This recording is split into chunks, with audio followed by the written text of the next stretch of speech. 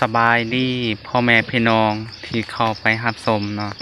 วันนี้เซนบุญก็จะพาทุกคนไปขุดตัวอ้นเนาะทุกคน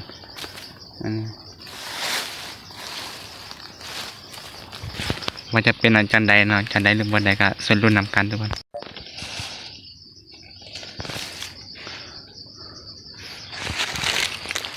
เป็นลักษณะแบบนี้ทุกคน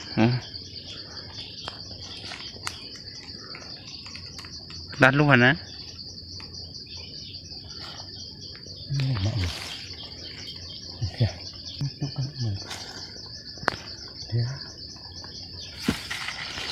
มันห่างกับเข้านะทุกคนมันมีแค่น้อยเดียว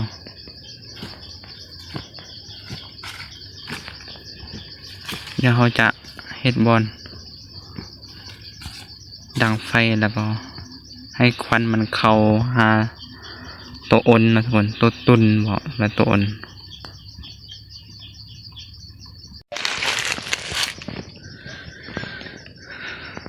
พวกเราก็จะเฮ็ดประมาณนี้นะทุกคนจะเผาแบบนี้เพื่อให้ควันมันเข้าหาตัวอ้นนะทุกคนเป็นภูมิปัญญาของชาวบ้านเนาะที่เฮ็ดกันมาแต่พ่อแต่แม่เขาก็ได้สืบทอดกันมานะทุกคนเมื่อว่าจะได้หรือบ่ได้ก็ช่วยรุ่นนำกันเนาะ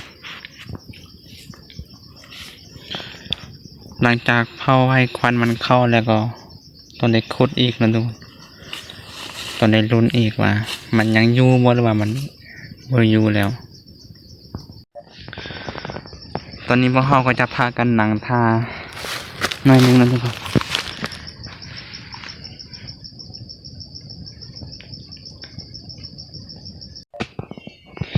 เดี๋ยวพวกเขาจะมาเริ่มขุดกันนะทุกคนมันจะได้หรือบ่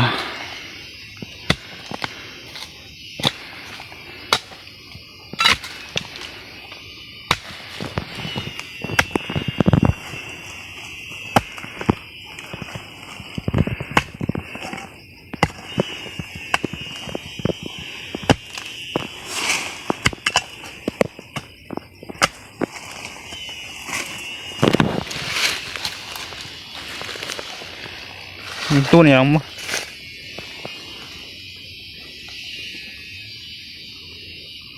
ขายตัว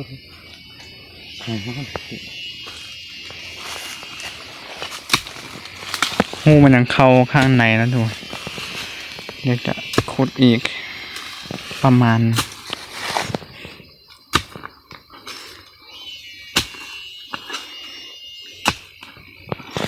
เมื่อวันจะได้หรือบนใดกับส่วนรุ่นนำกันเนาะทุกคน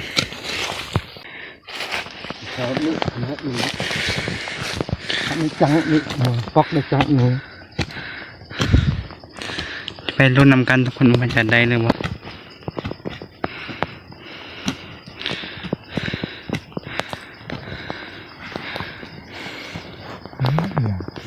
ล่ะตัดสินได้ชุดนึงชุดต่อ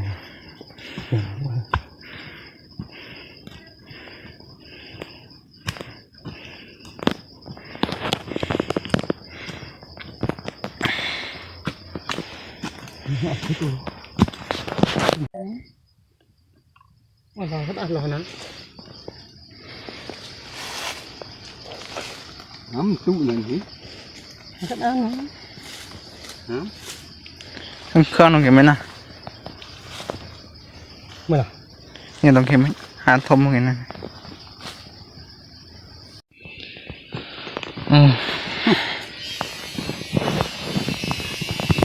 ไปรุ่นนำกันนะทุกคน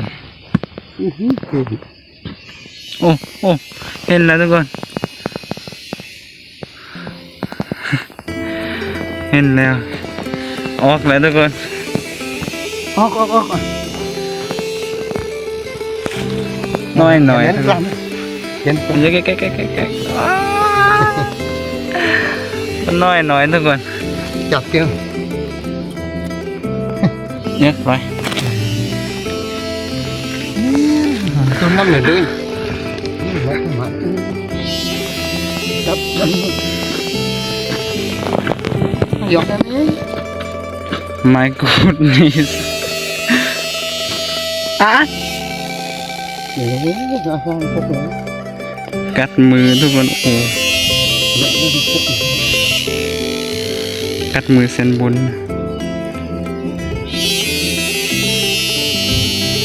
เม็ด น้อยบ่ซ้ำตัวมาซ้ำ คุณแค่น้อยเดียวทุกคน เราเอาพูดมาลบก็หยอดแล้วนี่ยกดิเอาพวกนี้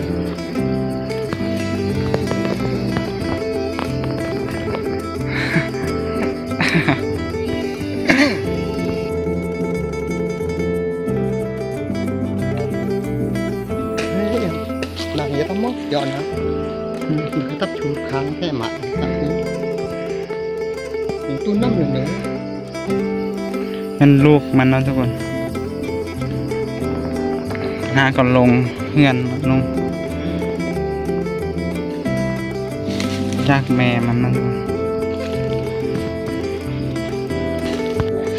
เดี๋ยวเราก็จะไปซอกอีกเนาะทุกคนมึงว่าจะยังมีอีกนะไปซอกตัวแม่เนาะ สลูกมันน้อยโพดเขาเบิ่งลูกมันสั่งนี้น้อยทุกคนอย่าไปซอกอีกโอ้ยอย่าลองกินเนอะ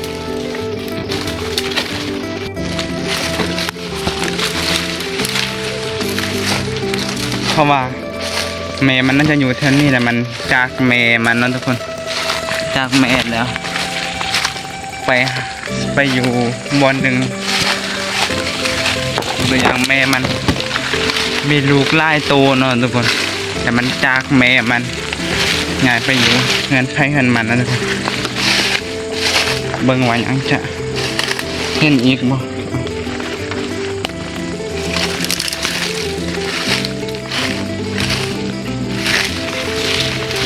so บนที่มันมีต้นนอนไหลเนาะนอนบงนะทุกคนมันก็น่าจะมีว่ามันจะมักกินนอนนะทุกคน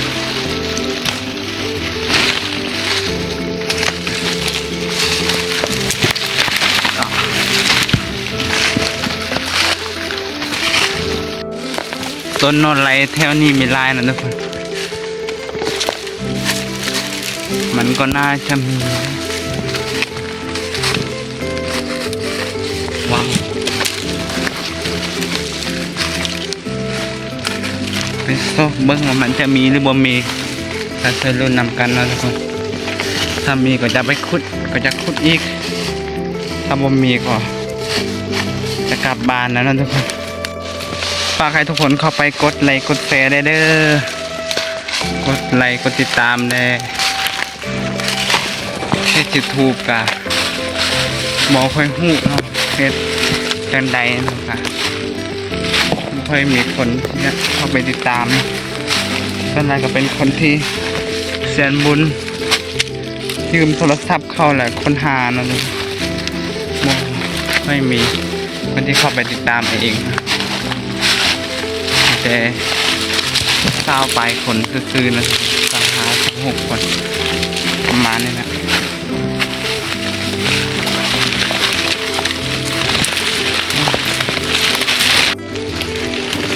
โอ้วันนี้มันน่าจะมีได้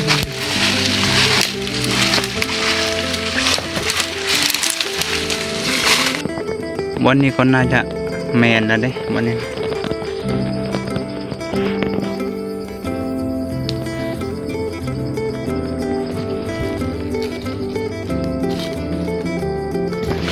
เมืองฮู้มันมีบอลออกแล้วบอทุกคน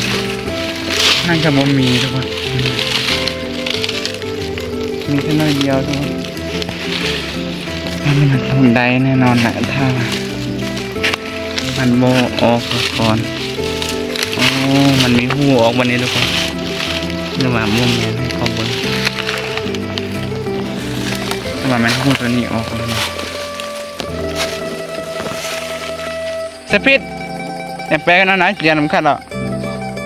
มันกินเลยแอมแปะเลยแหละ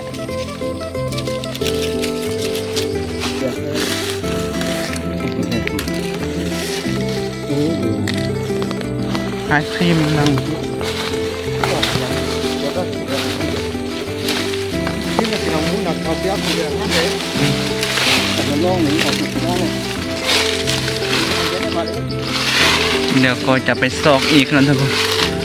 มันออกแล้วทุกคน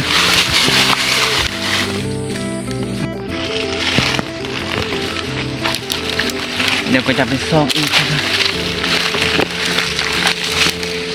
ไปรุ่นนำกันว่าเห็น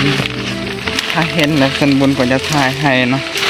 ถ้าบ่เห็นก็ถือว่ากลับบ้านเลยเนาะเดี๋ยวนี้สันบุญก็เห็นวันนี้เนาะแต่ว่าแมนหรือว่าแมนทุกคน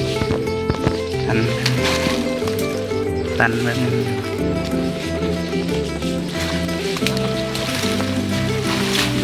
นี่นะ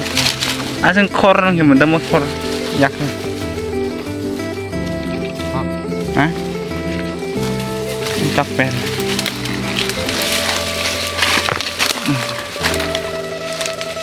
ini lagi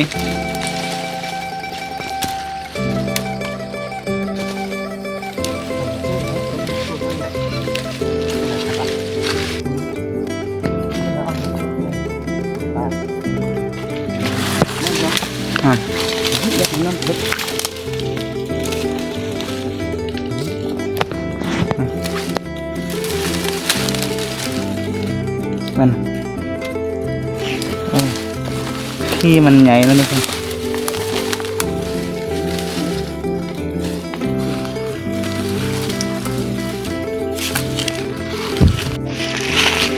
เดี๋ยวเส้นบุญก็จะเอายางนั่นทุกคนไปเผาเพื่อให้ควันมันเข้าถ้ามันถ้าตัวอ่อนแล้วก็มันก็จะตุ้ยแล้วก็ขุดมันจังสบายนะทุกคนเป็นลักษณะแบบนี้ทุกคนโอ้ทุกคนแมงเพิ่งนะทุกคนเดี๋ยวตอนกลับเราจะเอานะทุกคน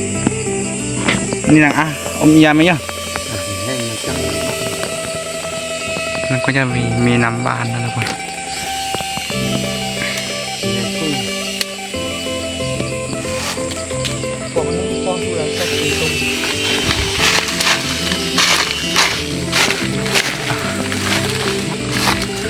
เดี๋ยวเส้นบุญก็จะฟอร์มวันนี้ทุกคนพอบนหันแล้วก็ยานมันออกวันนี้ทุกคนฟอร์มเบิ่งว่าจะเห็นควันขึ้นแล้วก็แสดงว่ามันออกแล้วทุกคนถ้าควันยังบ่ขึ้นว่ายังอยู่นะทุกคนเดี๋ยวก็ช่วยรุ่นนำกันนะทุกคนมึงว่าจะยังมีบอลหรือว่าบ่มีเดี๋ยวก็จะนั่งทาเบิ่งทาเฝ้าให้มันด้นเนาะแล้วก็ค่อยขุดนะทุกคนทาเบิ่งว่าจะมีควันออกหรือเปล่าทาชิวๆทุกคนดูนี่คือควันมันออกแล้วนะทุกคน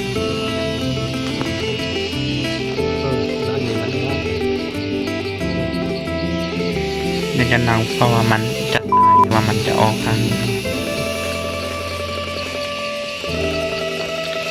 สวยรุ่นนำกันนะทุกคน เป็นกำลังใจให้เส้นบุญเด้อ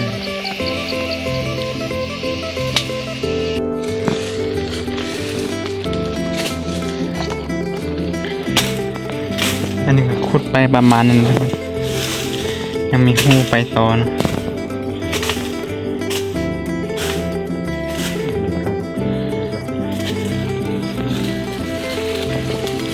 ยังจะขุดอีกนะ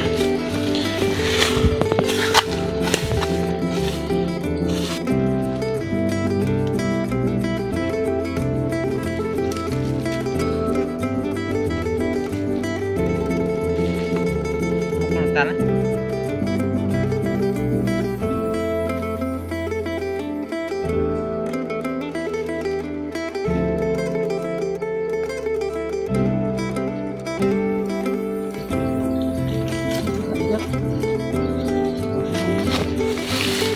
Thank you.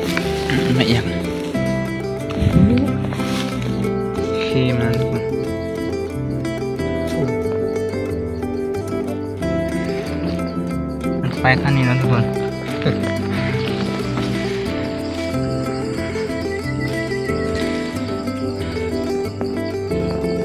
หูมันใหญ่ลายทุกคน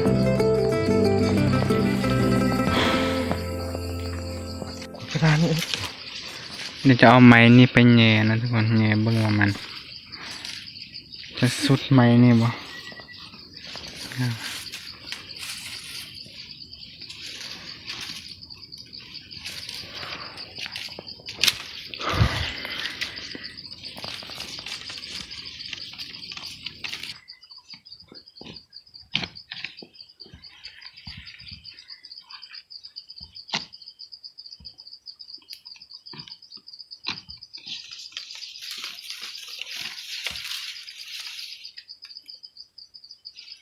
นี่สุกๆเฉยโอเคโอเคนะ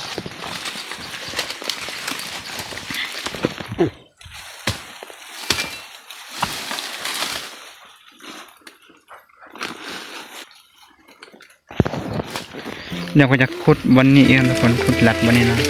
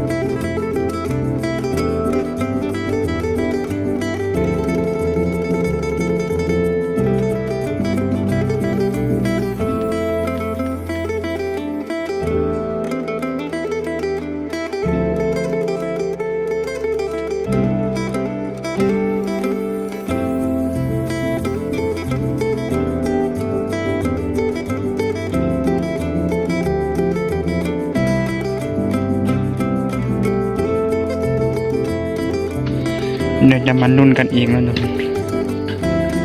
จะมีขุดไปทางนี้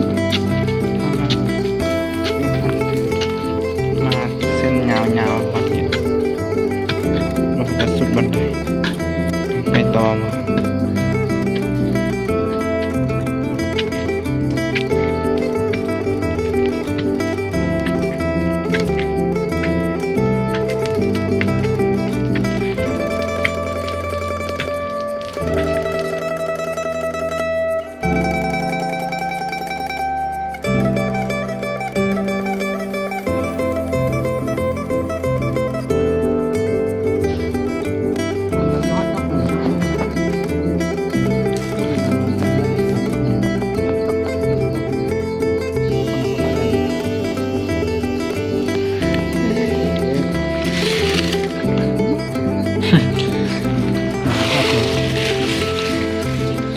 ไม้นี่ทุกคนประมาณ2 วาทุกคน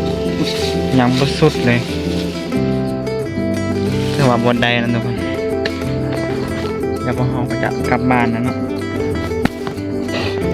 ได้แค่ตัวหนึ่งน้อยหน่อยทุกคนตัวน้อยหน่อยได้แค่ตัวหนึ่งทุกคนตัวน้อยหน่อยทุกคนลูกมันนะต้มแม่บนใดทุกคนวันนี้คือไปขุดโตอนเนาะทุกคนอันใด1 ตัวได้ลูกมันเนาะแม่มันบนใดทุกคนขุดลึกเกินไปทุกคนถ้าทุกคนได้เข้าไปเบิ่งคลิปนี้ก็ขอทุกคนนั้นช่วยกดไลค์กดแชร์เด้อต่อไปนี้ก็ขอกล่าวคำว่าสบายดี ก็ขอปิดคลิปไว้เท่านี้เนาะทุกคนบ๊ายบาย